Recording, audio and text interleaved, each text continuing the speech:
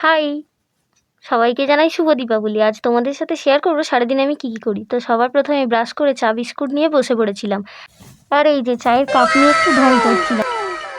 তারপর বাবা এসেছিল একটা কেক, সেটাই খাচ্ছিলাম। দাদার আওয়াজ পেয়ে নিচে গিয়ে দেখি গাছ ছাড়ানো হয়েছিল, এতগুলো ডাব বেরিয়েছে।